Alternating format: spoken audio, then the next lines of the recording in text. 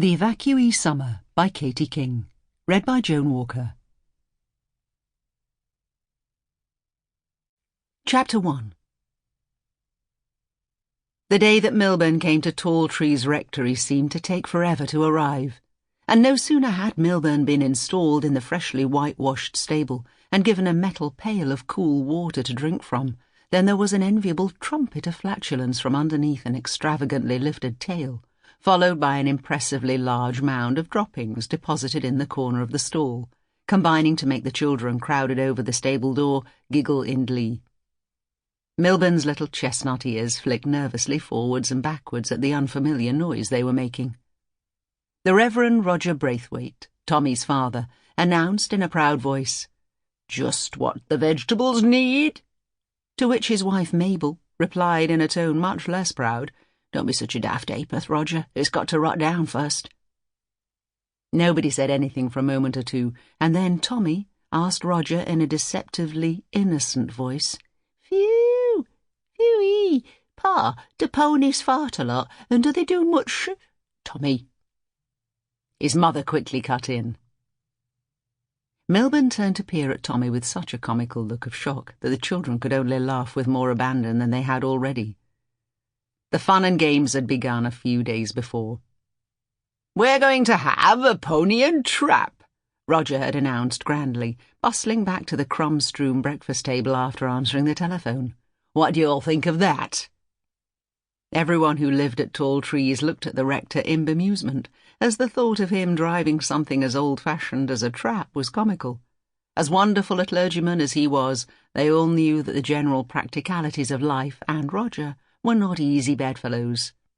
Roger pretended not to notice the joshing expressions of those sitting around the kitchen table, reminding everyone instead that although he was able to keep a car, petrol rationing meant it wasn't for everyday use. And probably no one needed reminding, they didn't, that he kept losing the bit of the engine he'd regularly remove. Was it the distributor cap? Roger couldn't remember, when he left the vehicle immobilised at night, in accordance with the authorities' instructions that all vehicle owners take something out of the engine when parked up, in order to make it as difficult as possible for Jerry to use if he were to invade. It was a good thing to do, obviously, but it was trying for everyone to keep tabs on where Roger had put the thingamabob. Every single one of them had, at various times, helped Roger find something that he had put down somewhere and promptly forgotten about, usually because he placed his woolly or his newspaper or a tea-towel on top, or because it had got buried by the muddle of papers on his overflowing desk in the study.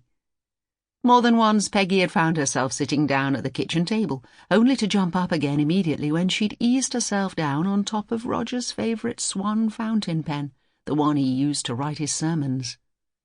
Only the week before, she'd sat on his horn-rimmed reading spectacles that had been missing for over a day. Of course, Mabel was always on at Roger to be more tidy, seemingly oblivious to the fact that she was just as bad at failing to put things in their proper place. In fact, it was only Peggy's eye for detail and workmanlike attitude for sorting things out and using the scullery as a hiding place for the mountains of washing that prevented the large, stone-flagged kitchen descending into chaos. "So, from now on, for ordinary parish business it's going to be pony as opposed to horse power, with the car being reserved for real emergencies. What do you all think of that?" Roger asked the table, encouragingly. "Madness." Mabel's reply was eloquent in its brevity. She knew her husband well, so she didn't think much more needed to be said. "I don't like horses much," said Tommy. Not that he really knew anything about them, but this didn't daunt him. Anyways, not as much as machine guns like the words dying on his lips under Mabel's stern look. She was trying to encourage her 11-year-old son to think a bit less about weapons than he did, but it was an uphill battle, as the Tall Trees boys did love to make competitive lists of guns or bombers or tanks, and they would spend hours carefully tracing photographs they saw in the newspaper and colouring them in. Gracie added her bit with, "I've never taken to them horses, either.